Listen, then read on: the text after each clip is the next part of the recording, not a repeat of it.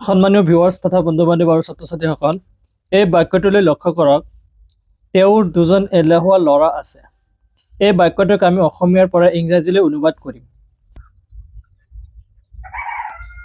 বাক্যটোক ইংৰাজীলৈ অনুবাদ কৰোঁতে প্ৰথমতে ছাবজেক্ট বহাম। এই বাক্যটোৰ ছাবজেক্ট কোন? এই ছাবজেক্টটো নিৰ্ণয় কৰিবলৈ প্ৰথমতে বাক্যটোৰ ভাৰ্ব বিচাৰিব লাগিব। এই বাক্যটোত ভাৰ্ব কোনটো আছে? তেওঁৰ দুজন এলেহুৱা ল'ৰা আছে। আছে, এই আছে শব্দটো হৈছে ভাৰ্ব। আছে ভাৰ্বক যদি আমি কাৰ বা কোন শব্দৰে যদি আমি প্ৰশ্ন কৰোঁ, উত্তৰত যি ওলাব সেয়াই হৈছে ছাবজেক্ট। তেওঁৰ দুজন এলেহুৱা ল'ৰা আছে। এতিয়া যদি আমি প্ৰশ্ন কৰোঁ কাৰ আছে, উত্তৰত ওলাব তেওঁৰ আছে।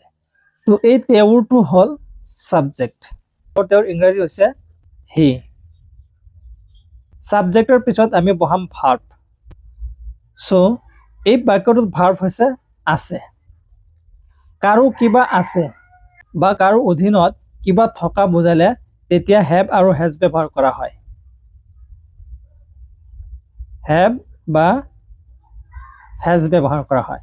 চ' ইয়াত আমি হেভ ব্যৱহাৰ কৰিম নে হেজ ব্যৱহাৰ কৰিম? আমি জানো হেভ যদি ছাবজেক্টটো আই, উই, ইউ আৰু প্লুৰেল নম্বৰ হয় তেতিয়া তাৰ লগত হেভ ব্যৱহাৰ কৰা হয়। আৰু যদি এই চাৰিটা আই, উই, ইউ আৰু প্লুৰেল নম্বৰক বাদ দি বেলেগ কিবা হয় তেতিয়া তাত হেজ ব্যৱহাৰ কৰা হয়।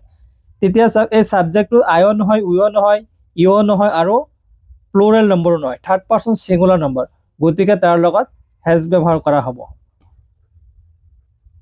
He has. দুজন এলেহুৱা ল'ৰা আছে। হি হেজ টু।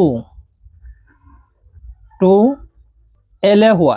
এলেহুৱাৰ ইংৰাজী হৈছে lazy. He has two lazy ল'ৰা, ইংৰাজী হৈছে ছান। আৰু দুজন যিহেতু এটাতকৈ বেছি হৈছে তেতিয়া এই ছান শব্দটো এছ লাগিব, বহুবচন হ'ব। He has two lazy sons. তেওঁৰ দুজন এলেহুৱা ল'ৰা আছে।